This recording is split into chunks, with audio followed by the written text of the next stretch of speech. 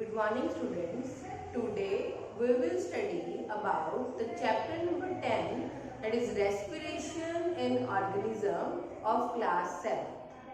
In previous lecture we had read about the detailed process of respiration. As we all know, respiration is directly connected with the breathing process. So here in today's lecture we will study about the breathing processes. So here the breathing is directly related to the respiration. So the respiration and breathing are different from each other but can't take place separately. So here you can see the diagram. These are the respiratory organs which are very helpful or which are important for the respiration process. Here number one is nasal passage. So nasal passage started from your nose. Here the nasal passage, then from the mouth, this is the oral cavity. The tube is then, this is called pharynx.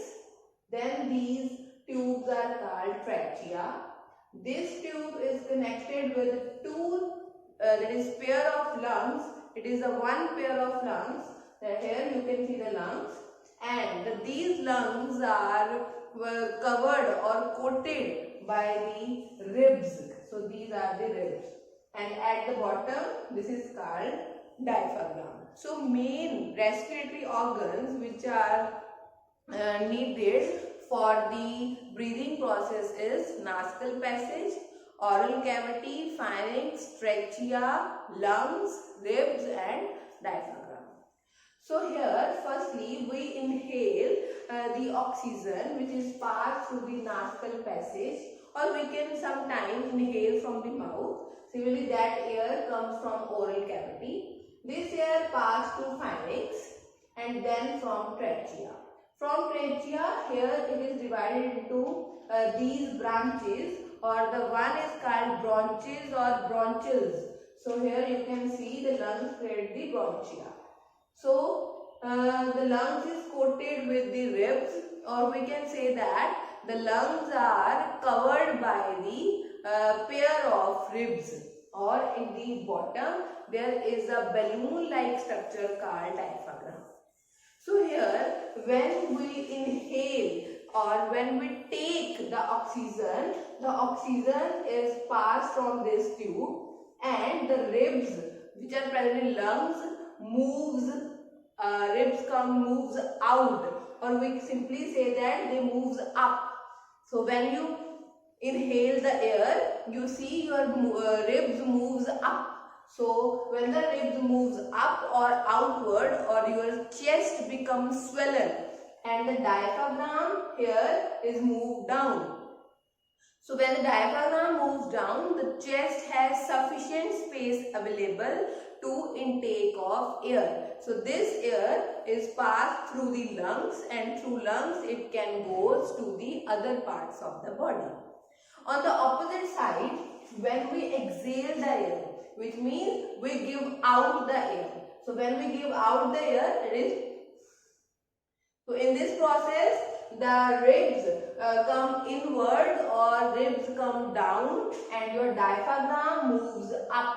So here is the diaphragm which moves up. You see here the space available in the lungs is very less. So less space is available, which exert pressure to come out the air from the all parts of body through the lungs. So in this process the breathing process takes place. So sometime during inhalation, we take the unwanted particles along with the air. As you know, your nose has the fine hair particles.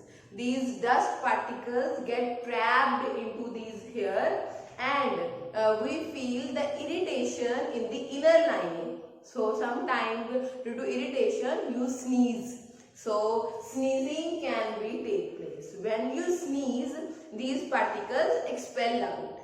So one thing you have to keep in mind, that during sneezing you have to cover your nose with handkerchief or hands, so that these expelled particles doesn't inhale by the other persons. So it may be infected, or it may be cause damage to that person. So in this way the breathing process takes place. You can also do this activity at home. That is activity number 10.4 in your book. You can inhale the maximum of air like that, and you see how the size of your chest is increases. So measure the chest size of your chest with inchi tape with the help of your guardian. So and similarly exhale the air as much as you can, and also check the reduced size of your chest.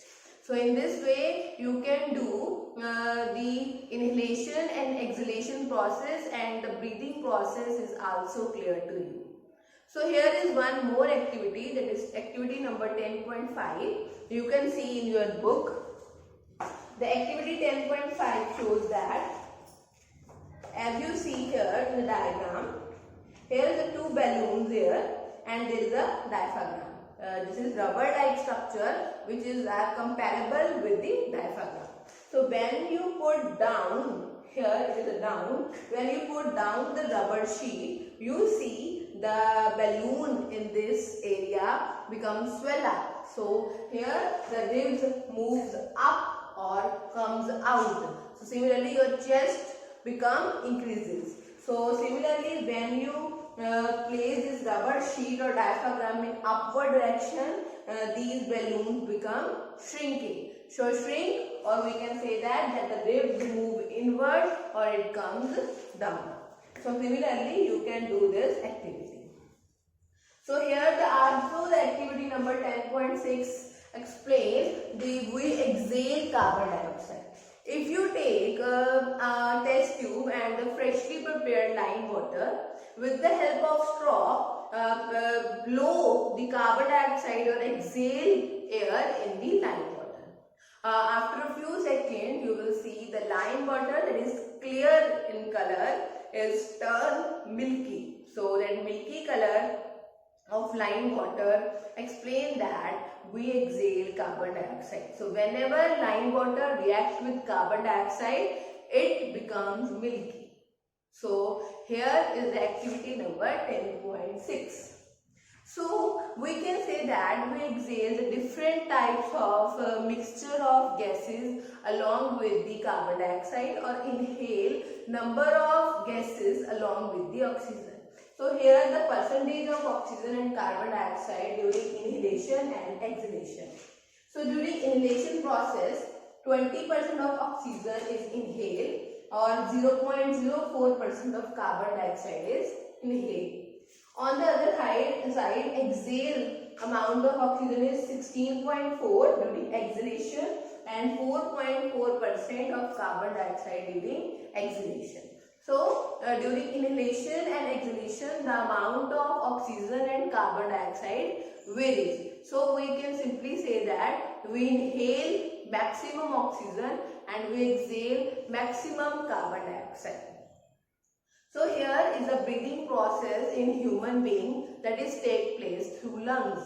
So breathing process also take place in other organisms. So for example, the elephant, cow, goat, fishes, fish, birds, humans, they have different types of organs for the respiration. So I will discuss here. So number one, cockroaches. So cockroaches has small opening that is called spiracles. So these spiracles helps to intake or out of the air from the atmosphere. The air we take from spiracles can help in exchange of gases by the process of air tubes. That bundle of air tubes is called trachea. So this air diffuses into the body cells and then body tissues and then reaches to the other cells. So in this way the cockroaches helps in the cockroaches do respiration. So one thing kept in mind, cockroaches have spiracles, trachea, and gas exchange take place through tissues, and then after they go to cells. Next is earthworm. So earthworm can breathe through skin. So earthworms have moist and slimy skin which helps to the trapping of air very easily. So by trapping of air or exchange of gases, respiration take place and energy can be obtained. Next is frog. Frog can be respire or breathe by the two methods. One is with the pair of lungs and number two with the moist skin. As we know, the frog is amphibians. It can live on land as well as on water. So on land, the pair of lungs which help in the exchange of gases.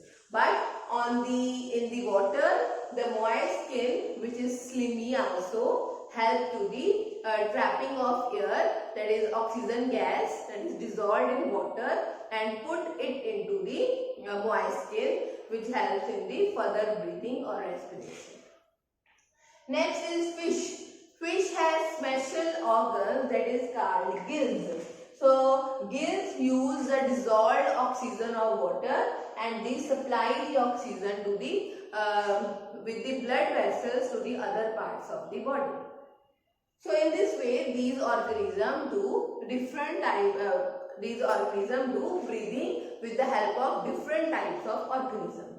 Here, the plants also respires. In previous lectures or previous chapter, we had studied the process of photosynthesis by which the plant make their food.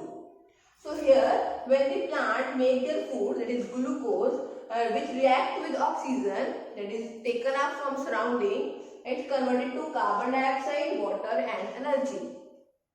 Similarly, in the photosynthesis process, the plants release oxygen. So the plant that release oxygen uses up some of that oxygen for the process of respiration. So we can say that the plant break down their food that is prepared in photosynthesis process and break down that food to carbon dioxide, water and energy. This energy helps the plant to grow or the development. So the plants have leaves. That leaves have small tiny surfaces, that is spores are called stomata. This stomata helps the plant to trap oxygen from atmosphere. As the rate of breathing in plant is very slow as compared to animals, because the plants do not get maximum oxygen from atmosphere, but they use the oxygen which is preparing or having during photosynthesis process. So during photosynthesis process, plants have that oxygen to use up maximum. So in this way, we can say that plant can respire or breathe oxygen and break down the glucose molecule into carbon dioxide. So here the chapter number 10 of class 7th is completed. So I will send you the test for this chapter number 10. You will be write that questions or test of marks 20 in your test notebook. So write the work as carefully in the test notebook and prepare yourself. So when you get this video, on the next day you will get the test for that chapter. So keep revision for the chapter number 10 and prepare for the test next day. Thank you.